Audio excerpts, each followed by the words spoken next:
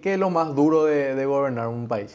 Si no te apoya el Congreso, es una guerra diaria. La unión del productor con el tipo del frigorífico. Sube el precio, pagamos más y vos ganas más también. Baja el precio, todito vamos a ajustarlo al cinto, pero que sea proporcional, llamémosle así. ¿Cómo recuerda en aquellos tiempos el día de la elección? Ahorita, Dios mío, más sentí el peso que iba a tener. Me encomendé al Espíritu Santo y me dijo, guíame porque este es un mar bravío y que nunca he navegado. Hola, ¿cómo están amigos de Poder Ganadero? Arrancamos una nueva temporada de nuestro podcast y hoy tenemos la gran oportunidad de conversar con un hombre que también es parte de la historia, no solamente de la producción nacional, sino que también del Paraguay. Una entrevista que me enorgullece de poder ser parte, que también agradezco a nuestro invitado del día de hoy que pueda recibirnos y poder conversar en este programa y tener una conversación cálida que se merece no solamente la producción nacional, sino que también el Paraguay. Bienvenido, presidente del ingeniero Juan Carlos Guamosi, ¿cómo estás? Muy buenos días. Quiero decirle mis agradecimientos por esta gentileza que están teniendo para conmigo, de un poder agropecuario que realmente está marca país. Es toda una, diría yo, un peregrinar que se aumenta y se enriquece día a día. O sea que les deseo éxitos y que esto continúe por siempre. Presidente, antes de empezar un poco con todo lo que sea la producción y demás, quiero conversar contigo y saber quién era Juan Carlos Guamosi de joven. Bueno, si yo le voy a contar un poco mi niñez, mi juventud, nosotros somos 3 hermanos del primer matrimonio porque mi madre, yo no la conocí. Murió cuando el embarazo por embolia del tercer hijo, que es mi hermano Ernesto, y el del medio es el doctor Rubio, famoso médico gastroenterólogo. Bueno, nosotros fuimos recogidos por 2 tías abuelas que nos criaron a nosotros. Y hasta que vino después la revolución del 47, etcétera, y toda la empresa de transporte fue usada y, en fin, económicamente se nos fue al mazo todo. Y llegó un momento en que estábamos en el Colegio San José, de los padres mayoneses, y llegó un momento en que al llegar yo a 6º grado, ya no tenían nuestras tías para pagar la mensualidad. Entonces fui a retirar la libreta para inscribirnos en el Colegio Nacional.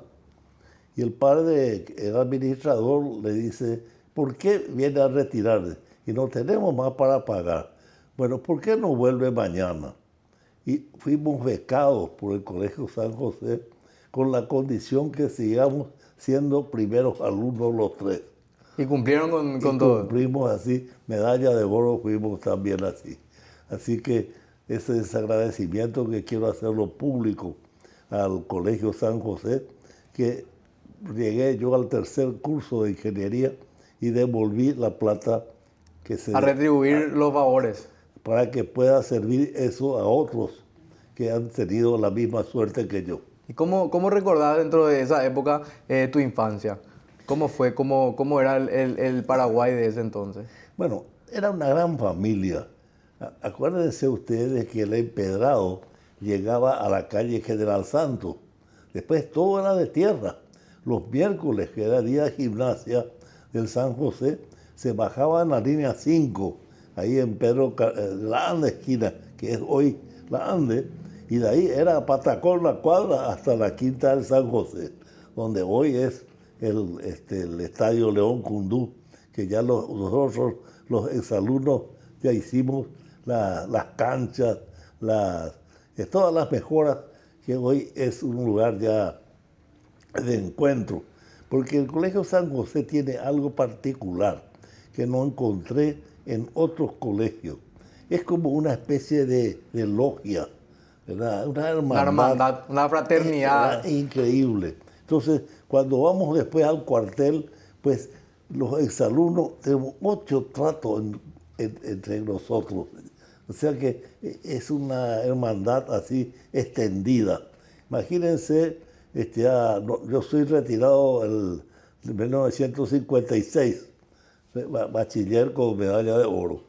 Y luego entramos a la facultad y ahí tuve la oportunidad de una obra que era la ampliación del puerto y el desvío del Jaén, el arroyo Jaén, y necesitaba tierra.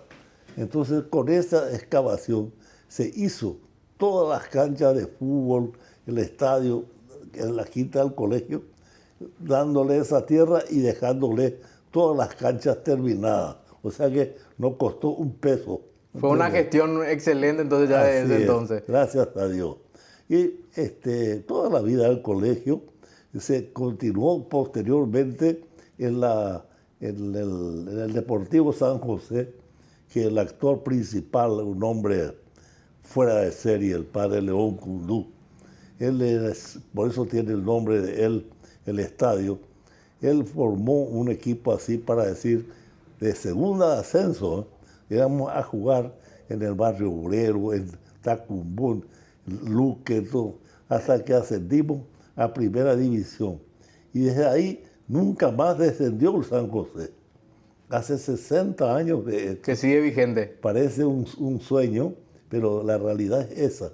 Y hoy solamente estamos para contar el cuento Alfaro y yo. Después todos murieron. Ya muchos desaparecidos que han sido buenísimos jugadores y los dirigentes también, como Tuco Sucolillo, como Fati Grillón, que acompañaron al padre Cundú en la dirección de este equipo. Y posteriormente ya yo, cuando estaba ya ingeniero, ayudamos a hacer continuidad de esto, aunque ya no podíamos seguir jugando. De aportar, claro, de aportar a la causa. Pero sí, las fiestas, los partidos, en el Punta del Este se llamaba un restaurante donde íbamos a festejar con cerveza, que estaba prohibido por el padre Cundú, pero a escondidas me metían los muchachos. Caijape, el famoso Caijape. Así es. Y comparando de esa época y ahora, ¿qué valores asumiste o recibiste por parte de tus padres, por parte de las personas que... La primera escuela es la del hogar, la familia. Lo que le da al colegio es la cultura, pero la educación es en la familia. No hay ninguna duda. Mucha gente cree que va a mandar a la escuela militar para reformarlo, o sea, como un castigo. No existe eso. Para mí, la formación y sobre todo las madres son las fundamentales. Y nosotros tuvimos la gran suerte que al no tener la nuestra, estas 2 días suplieron con satisfacción y aplauso, diría yo. Eran 2 solteras, viejas, pero excelentes. Bueno, nos sirvieron como madre a todos. Y después en la familia mismo eran los estatutos, o sea, la más respetada, la más... las familias en Asunción nos conocíamos todos. Es así, por ejemplo, los jóvenes que recién recibían de piloto, casi todos formaron en Luque. Y todos los de la Marina formaron en Sajonia, donde estaba cerca de su lugar. De sus lugares. Entonces, hay familias enteras, nada menos que el que diseñó las cañoneras de Paraguay, era el capitán Bozano, vivían también todos en Sajonia. Excelente. Y en esa época, en tu juventud, ¿qué soñabas vos en ser en ese momento? ¿Cuáles eran tus aspiraciones en ese...? Y quería, siempre pensé grande. No, perdóname, no era soberbia esto, sino pensé en que había que dar todo lo que le da el cuero a uno en todas las áreas que uno practicaba. Después, de ingeniería sufríamos mucho.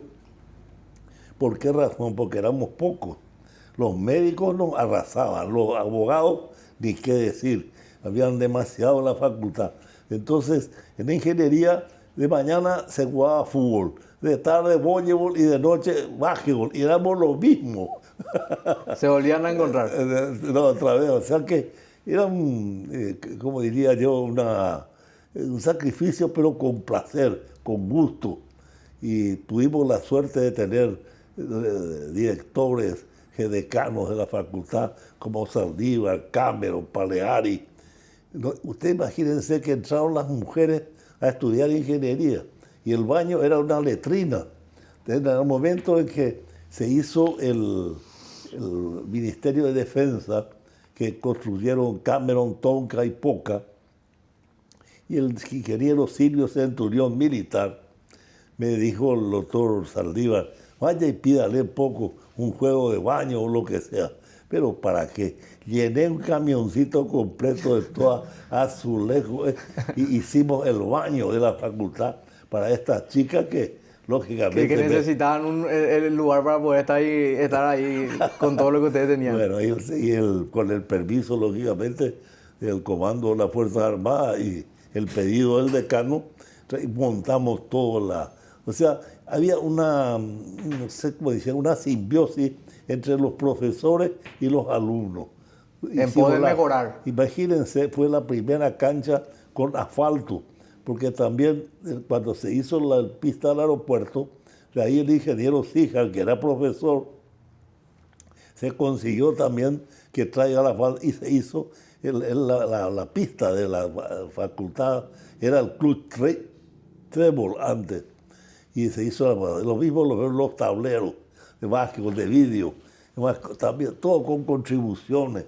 Era un ambiente realmente, una continuación de lo que era el colegio.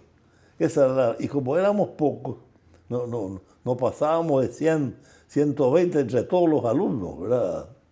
Uno creo que era el profesor Domínguez, estaba en sexto curso, ¿verdad? Saldívar fue el primer ingeniero paraguayo. Y después vinieron Amarilla Frete, Volta, y el profesor Granada, que fue el que nos enseñó a nosotros el hormigón. Él vino recibido del Brasil y formó a muchos ingenieros. Los mejores calculistas que estaban acá fueron todos producidos por el estudio del ingeniero Granada. Excelente. ¿Y qué crees que se perdió de aquella época hoy en día la juventud? Bueno, es notable que un crecimiento ya es más difícil tratar de intimar así cuando éramos muy pocos, ¿verdad? Pero yo creo que lo que más se perdió es el respeto que se tenía antes a los profesores. Eran semidioses, ¿verdad? Y hoy no se valora ese trabajo realmente encomiable, porque hay que tener vocación de servicio para hacer. Yo recuerdo que el ingeniero de Bernardi, estábamos reunidos en el Centro Mayor Ingeniero, y dijo, no, lo que pasa acá es que los alumnos ahora quieren auto, si no, nosotros veníamos en moto y que lo otro. Bueno, usted en vez de quejarse, usted va a ser para profesor de tal manera, salimos corriendo todos. Empezó a asignar nomás ya. Llevaba mucho tiempo, Sí. Lógicamente el sueldo. Imagínense, 2.000 guaraníes era el sueldo que yo recibía como ayudante de cátedra de la Facultad de Arquitectura e Ingeniería. O sea, no era por el sueldo que uno iba, sino por las ganas de querer enseñar, ¿verdad? Comentaste un poco que en aquella época habían muchos médicos y demás carreras. ¿Y cómo fue cómo tomaste la decisión de seguir la ingeniería? Y me gustaban las matemáticas, me gustaba. Y después me gusta hacer obras, etcétera. Construir. Exactamente. Nosotros, desde estudiantes, luego ya construíamos viviendas así, domiciliarias, lo que sea. Después vino la empresa Kaiser Engineer extranjera a hacer la conexión de agua. Lógicamente eso trajo,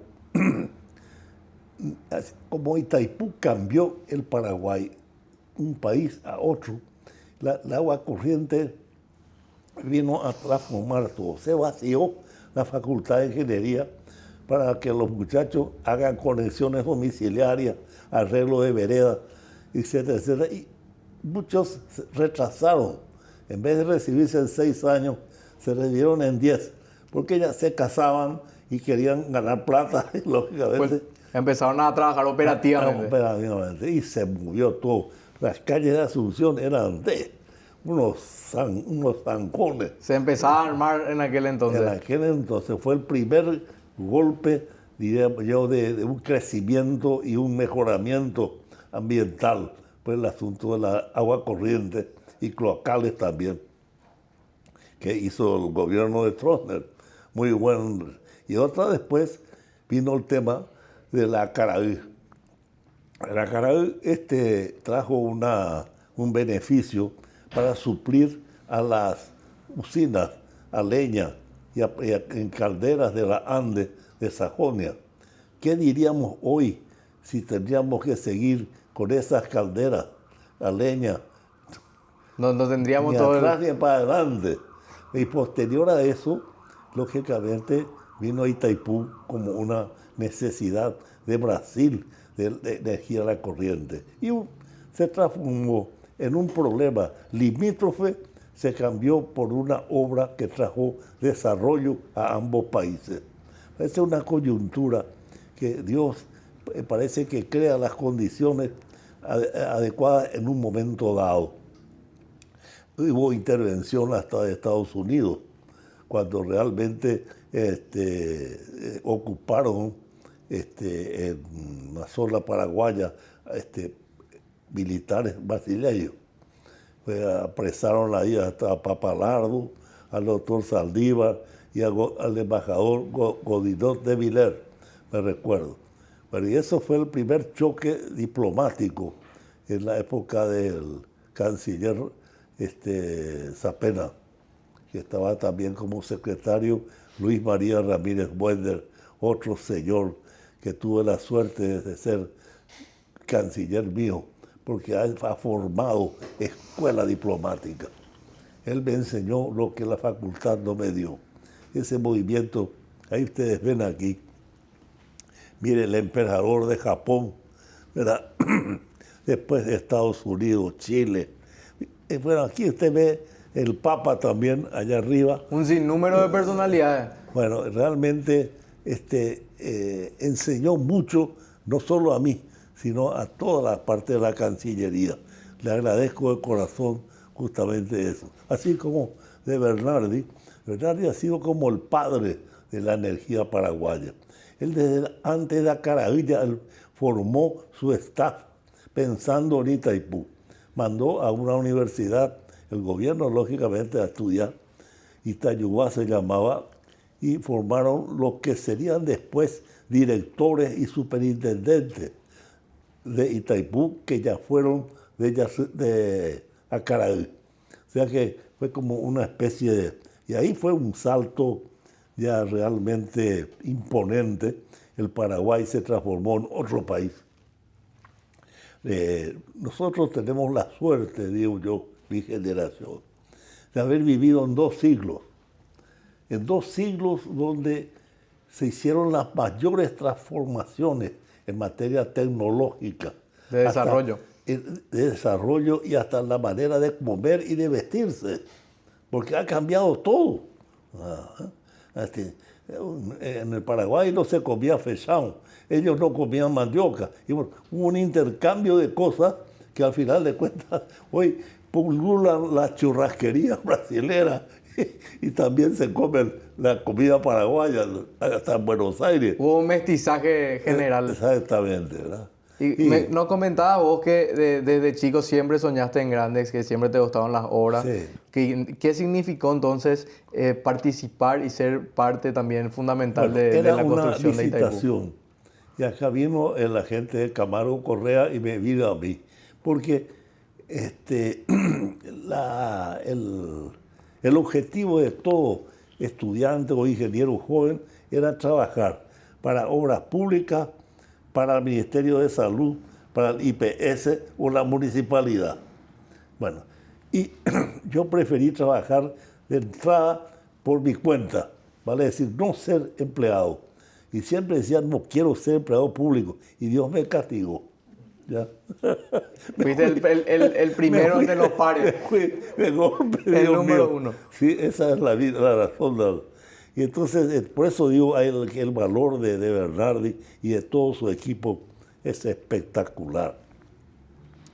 Una vez formada la licitación, cada empresa brasilera tenía detrás, era la época de los militares, tenía un general detrás. Entonces, lógicamente, la obra era demasiado grande y con mucha ambición. Y entonces el gobierno de Brasil, hablando con el Paraguay, dijeron, señores, esta es una obra demasiado grande. ¿Por qué no le unimos a toditos las empresas brasileñas juntas y a los paraguayos juntos?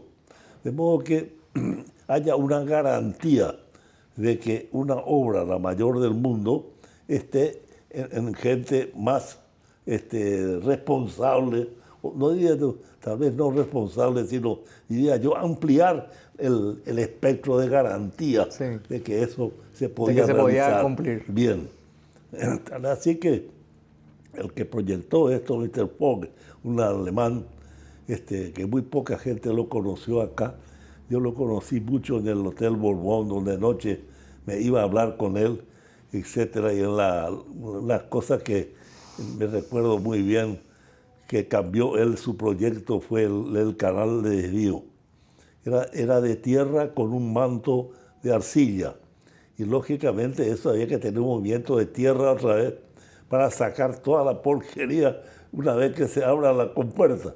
Y ahí él diseñó el tema de hormigón, ¿verdad? Con la implosión, que fue un espectáculo en el mundo. Eso se filmó y corrió el mundo con la solución. Y la sincronía que pasó No, fue una cosa realmente emocionante, diría yo, al respecto. Y otra cosa también, que acá no teníamos un hospital, un sanatorio como el que Itaipú nos entregó a nosotros, a Conempa. La misma cosa que un sistema de cocina para dar 6.000 platos, desayuno, almuerzo y cena. Las marmitas, por ejemplo, eran de 1.000 huevos por vuelta, para que se hagan una idea nomás. Y de la magnitud. De la magnitud. La magnitud. Y lo mismo la parte de seguridad. Decía siempre el viejo Camargo Correa, mire una cosa, usted tiene que tener en cuenta, primero, si hay muchas máquinas en el taller, quiere decir que la manutención no es buena. Segundo, la comida. Un obrero que se empacha o se intoxica con una comida fea, le paraliza todo un frente de trabajo. Porque eso se contagia. Y nosotros siempre vamos a caminar por la línea crítica, porque sí o sí había que desviar el río en esa fecha, donde había la menor estiaje posible. Donde bajaba la... Sí, más bajo posible.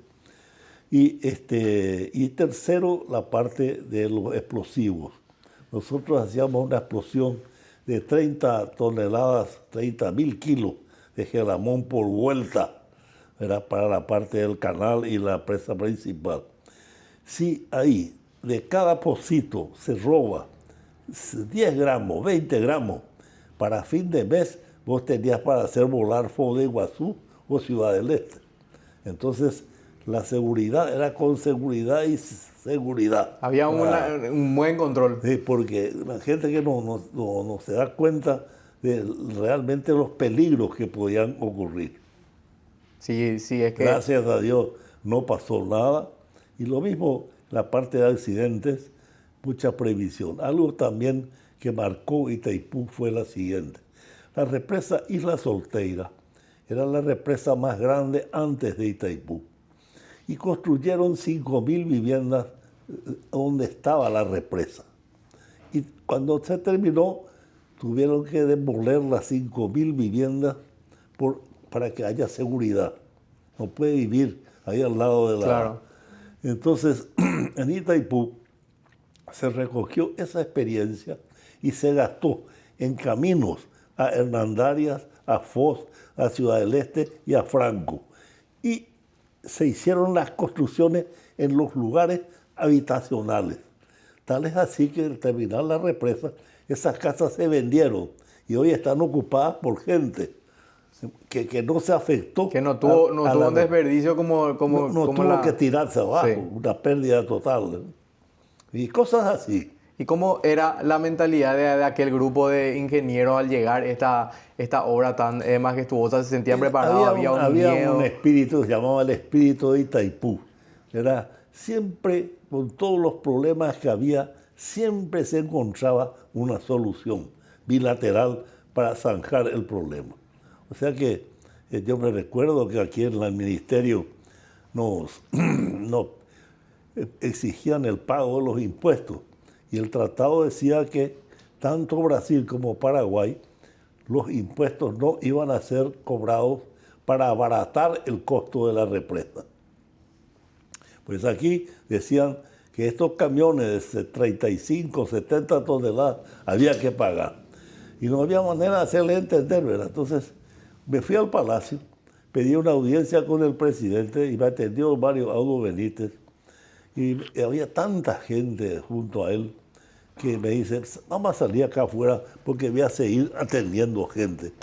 Y salimos afuera ahí al pasillo y en ese momento abre la puerta Stroessner. Yo estaba en camisa. ¿Y usted qué hace acá? Me dice. Y nada, vine a pedir una audiencia con usted, señor. ¿Qué le pasa? Y le cuento. Agarró y miró su reloj así y dijo, ¿dónde están esas máquinas?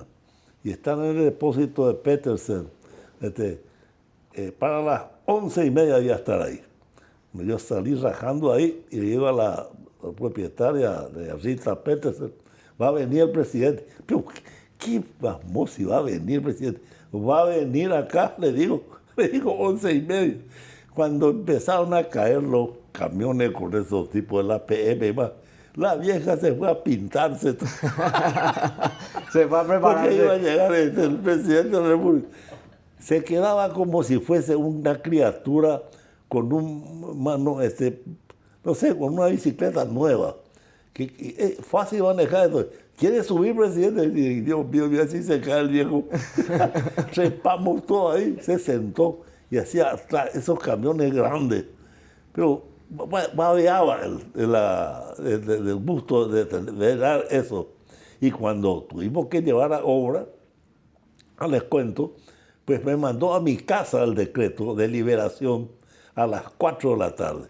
Imagínense lo que él tenía, el apoyo que nos daba en ese sentido, y nos visitaba. Dios mío, que iba a la obra y se quedaba 2 horas ahí preguntándonos todo, de punta a punta, todo. Ya venía sabiendo, pero quería chequear, ¿verdad? Entonces, eso también enseña que es importante la presencia sí, lógico, ante un cualquier apoyo grande y saber que te va a resolver el problema. Muy interesante todo eso. Ay, ay, ay. Me recuerdo que un día entra el famoso dicho, teníamos una guardia así, más o menos, era un soldado, con guardia de seguridad, con un alambrado nomás hacia lo que era Ciudad del Este. Y sale y dice, móvil 1, pero ¿y qué el purete? El Pila, ¿cómo interpretó la entrada del presidente? Pero ¿y qué el purete? Y me estaba llamando a mí, móvil 1. Tantas cosas pasamos así. Realmente anécdotas que son dignas de recordar. Y bueno, gracias a Dios se trabajó bien, en armonía. Y creo que hoy en día se puede decir Paraguay es otro país antes y otro país después de Itaipú. Un gran polo de desarrollo. No solo desarrollo, en todo sentido. En todo sentido.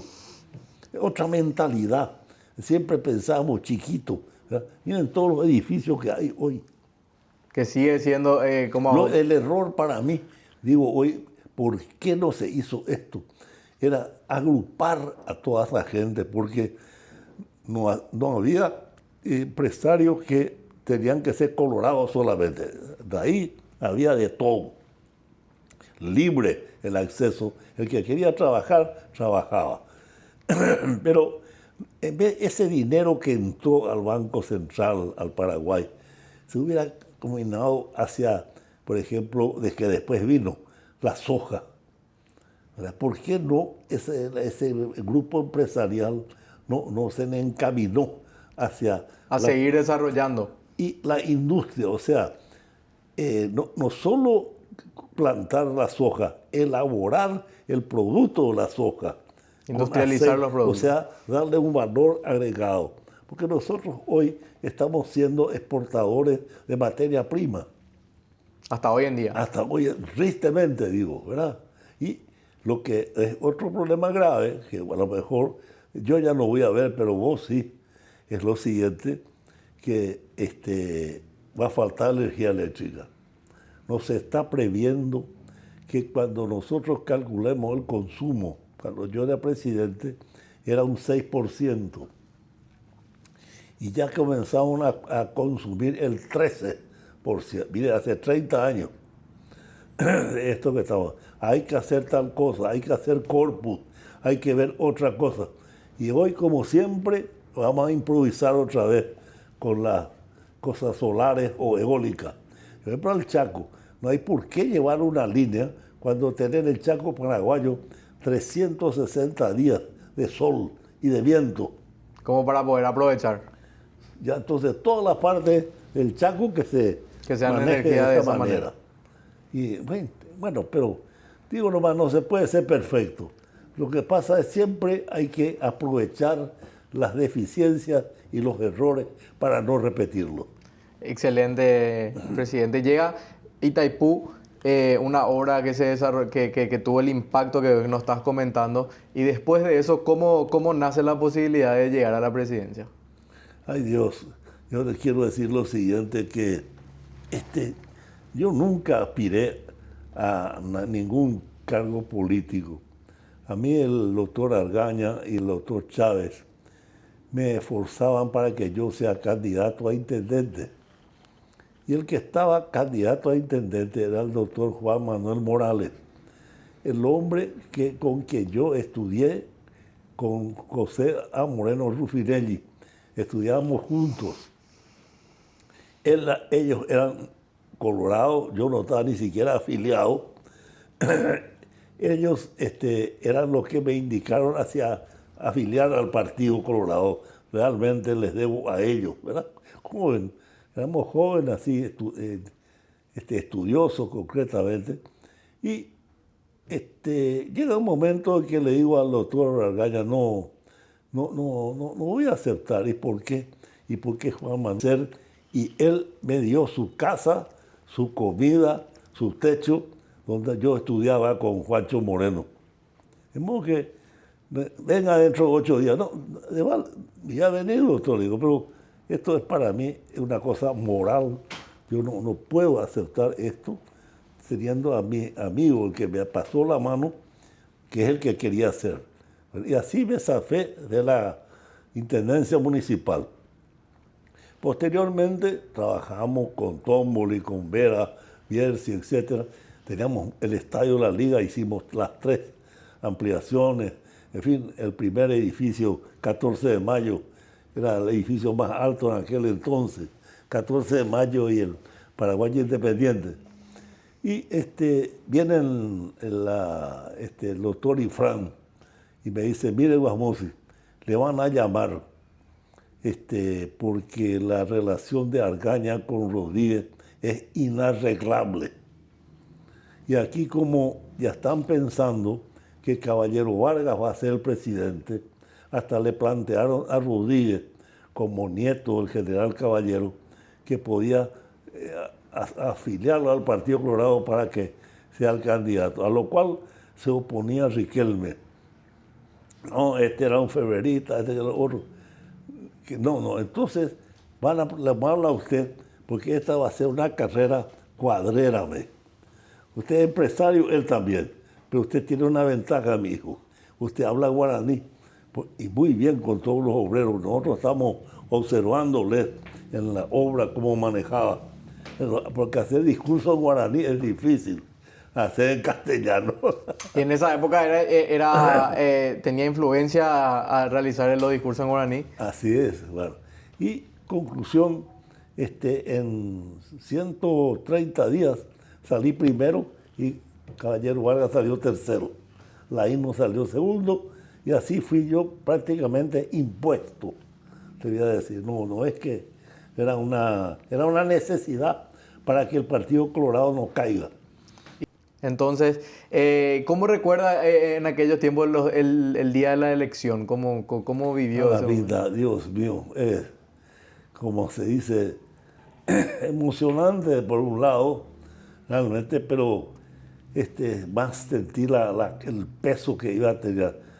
No le iba a decir, me encomendé, yo soy muy creyente, me encomendé al Espíritu Santo y me dijo, guíame porque este es un mar bravío y que nunca he navegado, así que confío en que me van a apoyar. Y bueno, y así está. Llegamos al final. ¿Y qué se siente ese primer día despertarse y saber que tenés todo el peso de un país en tus hombros? No va a usted creer, en el palacio, con todos los generales, la casa militar, el edecán, todo esto, rezamos el primer día. Yo tenía una imagen de la Virgen de Cacupé que la introducimos ahí y que hoy está en la embajada del Vaticano, esa Virgen, en un pedestal así. Realmente tenía mucha fe y me ayudó muchísimo para zanjar todas las cosas y a democratizar, porque nosotros debutamos con una nueva constitución donde había que conformar todas las instituciones que esa constitución decía. Por ejemplo, la Corte Suprema de Justicia era de 3 miembros y subieron a 9. El presupuesto, el general Rodríguez presentó en septiembre y debuté yo con ese presupuesto. Anterior. Entonces había que, a los 12 les dije un tercio. Distribuiste. A los 9, porque el sueldo no alcanzaba. Pero bueno, ya.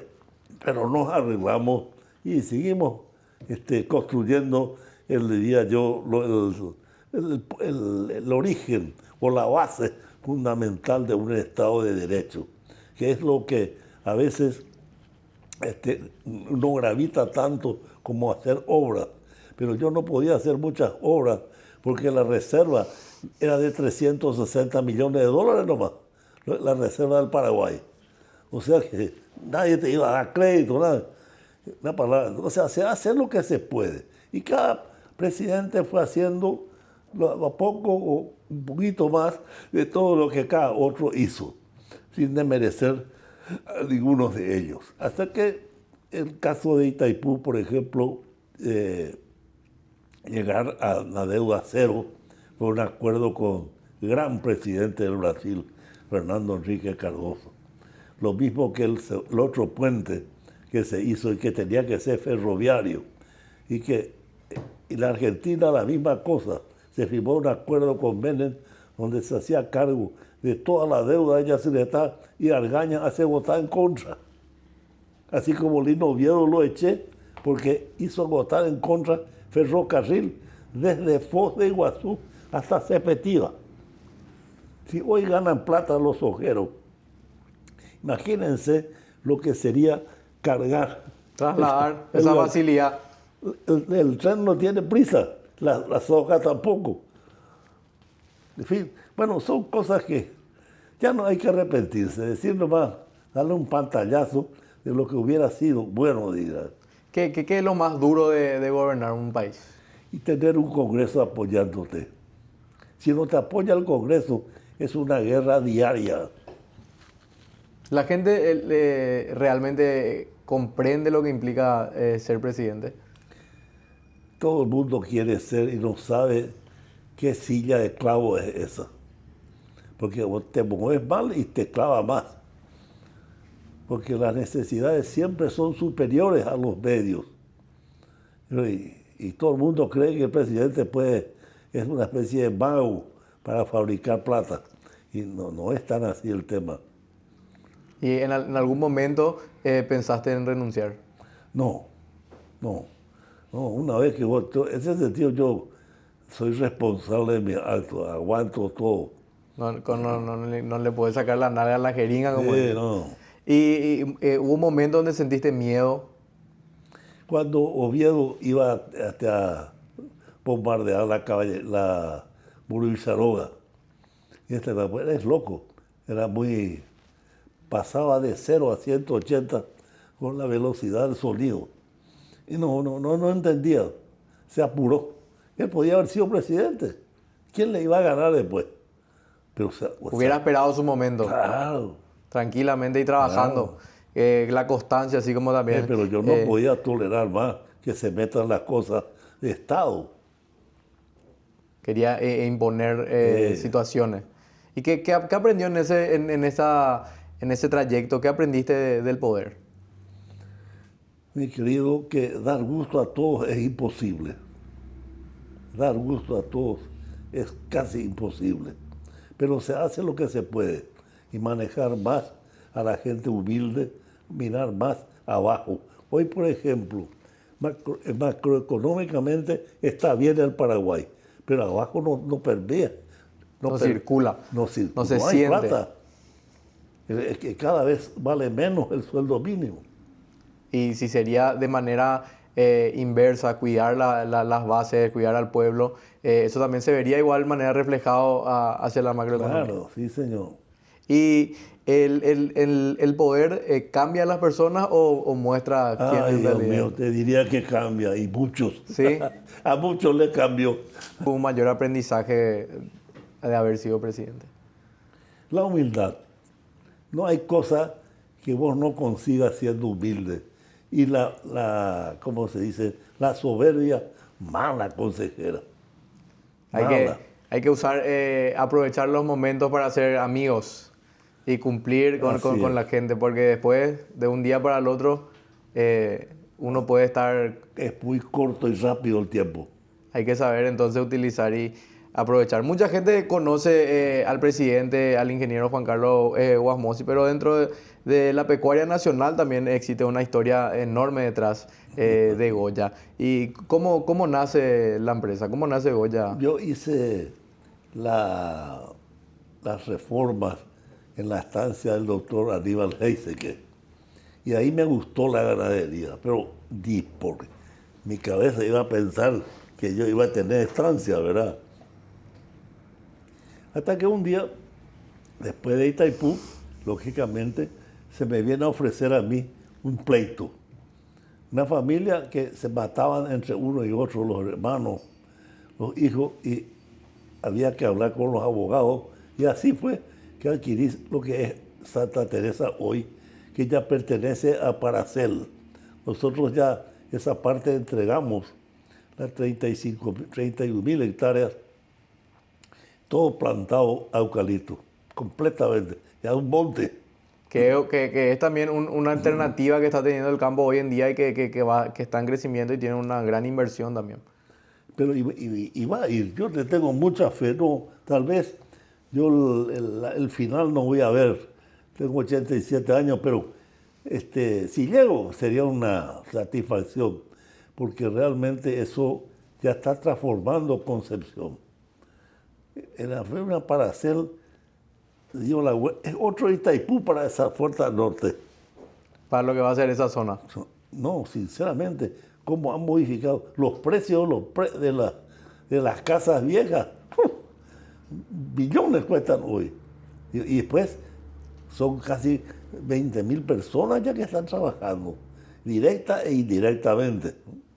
Y eso una vez que se encamine va a seguir dando muchas más fuentes de trabajo. Claro. ¿Cómo era la ganadería en ese entonces? La antigua, muy antigua.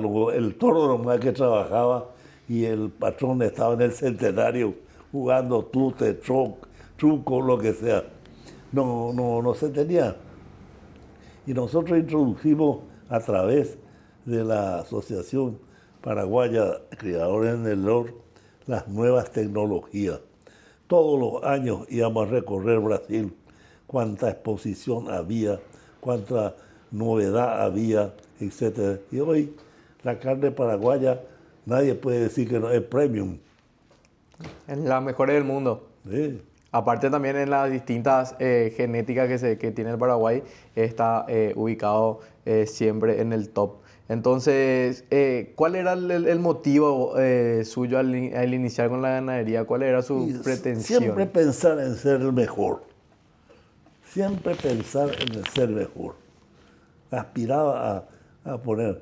Entonces, cuando yo entré, decían ingeniero Taroba, que me voy a volver loco, ¿verdad? Que manejaba las cosas empresarialmente y estaba errado.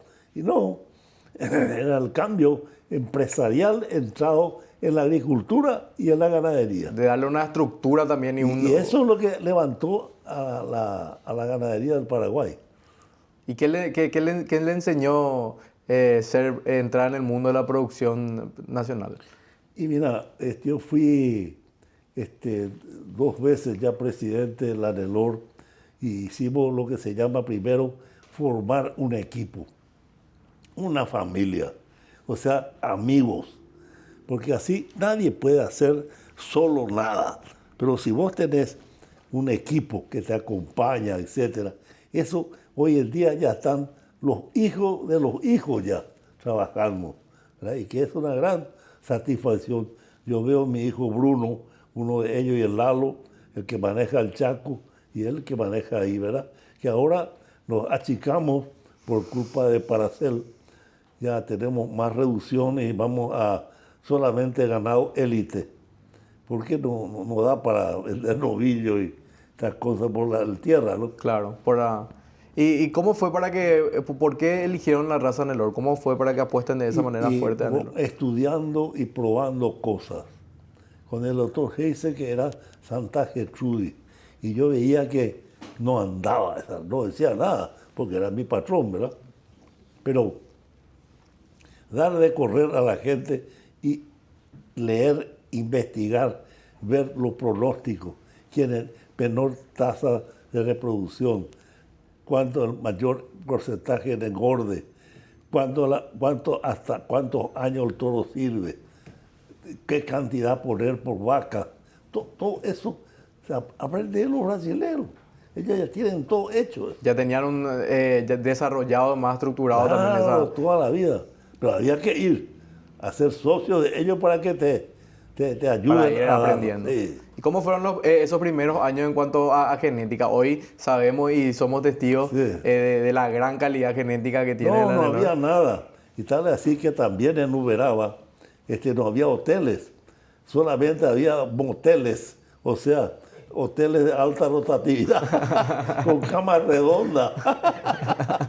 Y ahí así nos íbamos en peregrinación a recorrer Uberaba, desde Punta Poná hasta allá, Londrina, todos los lugares donde había algo nuevo que ver, nos íbamos. ¿Y cómo era en ese entonces? Hoy en día tenemos una mayor facilidad, pero importar la genética y hacer que funcione acá en Paraguay. Mira, el contrabando es lo que metió mucha raza Nelor al Paraguay. De aquí iba el novillo gordo, o sea, el novillo como para terminar en San Pablo, y venían las vaquillas de Brasil al Paraguay. O sea, un cambio. Y ahí se fue formando, pero sin ninguna calificación. O sea, cantidad nomás. Pero no había una selección. Sí. Y esa selección con el departamento, el grupo de técnicos, médicos veterinarios que tenía la Nelor, excelentes todos, ¿verdad? A ellos se les debe realmente la labor genética de este país. Hoy en día, así como ya le comentaba, vemos los premios y usted nos está contando de cómo fueron sus inicios, ¿verdad? ¿Recuerda ese momento en el cual algún primer animal tuvo un buen resultado, donde viste que tuvo resultado todo este estudio y toda esta selección que vos me estás comentando, en donde decís, Este era el camino. Así es. Y bueno, yo te voy a decir por el final, ese premio que está ahí fue el premio que un ternero nuestro sea gran campeón en el Brasil. Un ternero. Aparte de la vaca que la habrán visto allá detrás. Sí, Esa fue 5 veces campeona. Esa vaca del Brasil. del Brasil. Y los hijos y nietos de esa madre hasta hoy siguen sacando premios. Se sigue en ese linaje genético de buena calidad. Ahora, no se repite eso. Quisimos hacer nosotros el mismo toro con la misma vaca, nos dio otra igual a esta. Y, ¿Qué tiene que ver la luna, el sol? No sabemos. y imaginó usted en ese momento del comienzo de tener su campo, de ir teniendo la Nelor y después, hoy en día ya, como nos está comentando, haber ganado 5 veces la mejor hembra, también el novillo acá, en un país tan grande como usted dice. Nosotros nos íbamos al Brasil a aprender, ya que ellos tenían todo desarrollado y veníamos imitando. Entonces, ¿se esperó usted en algún momento que iba a tener al final ese trabajo, ese resultado?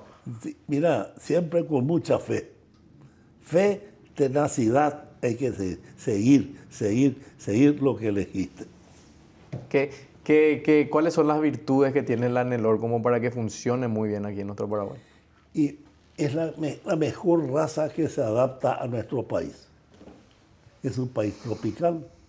La Nelor es el animal que le gusta el calor, aguanta el calor con la jiba que tiene su reserva. No tiene la cantidad de bichos que se pegan a las razas inglesas, ¿verdad? Aguanta mucho más nuestro ambiente que cualquier otra raza. ¿Qué podría mejorar el productor paraguayo hoy en día para tener un poco más eficiencia? Eso es interminable. Nunca vas a terminar vos de decir, llegamos al tope y de aquí no se pasa. No hay un ciclo perfecto. En la medida que corre el tiempo, cada día va a ser mejor. Cada día va a ser mejor. ¿Y cómo ve la raza Nelor para un futuro acá en Paraguay? Y yo creo que es la mayoritaria. Acá en el Paraguay, la Nelor, pues, no sé si 90% puedo decirte, pero hasta ahí. Y hoy en día Paraguay está teniendo cada vez más mercados internacionales para aportar la carne, pero estamos teniendo el problema del hato ganadero. ¿A qué se debe eso? Y ve que Paraguay puede ir desarrollándose. Es por la necesidad, la falta tal vez de un apoyo crediticio más blando. Resulta que la ganadería dura 3 años entre que vos nace y se reproduce el animal. 4 años. Es un ciclo prolongado. Entonces necesitas aguantar eso. A veces cuando viene una peste o la necesidad misma te obliga a vender, vos vendés vientre y con eso retrocedemos. O sea, lo que llevó a la disminución del hato ganadero fue la necesidad de saltar los vientres. Sí. Entonces, ¿qué es lo que hace que el Paraguay siga siendo sostenido por el campo? ¿Eso va a mantenerse? Nosotros no tenemos minerales hasta hoy, no sé, ni petróleo. De modo que somos un país agropecuario. O sea, el Paraguay no sería el mismo sin los productores. Claro. Entonces, se tendría que ver la manera de poder ayudar o de que el gobierno brinde estas herramientas flexibles como vos estabas comentando. Y de la unión del productor con el tipo del frigorífico. ¿Qué pasa acá? Ellos son los que llevan la parte del león. Sube el precio y ellos no te suben acá. ¿Entendés? ¿Verdad? Claro. Entonces tiene que haber la cámara de la carne. Realmente, sube el precio, pagamos más y vos ganás más también. Baja el precio, todito vamos a ajustarlo al cinto. Pero que sea proporcional, llamémosle así. Debería haber entonces, nosotros que recorremos el país, hablamos con distintos productores, sabemos de esta situación, pero también no se llega nunca a lograr esa unión. Porque los que tienen el bastón del mando prácticamente en la totalidad son los frigoríficos.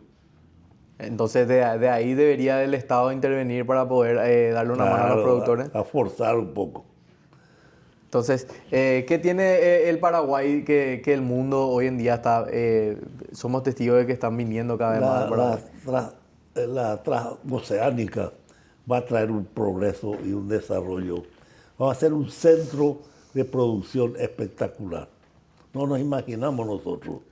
Así como el río y la hidrovía es algo fundamental. ¿Saben cuántas embarcaciones tiene el Paraguay? 35.000 embarcaciones tiene. Sin tener salida al mar. Sin salir nada. Barcaza, esto, lo otro.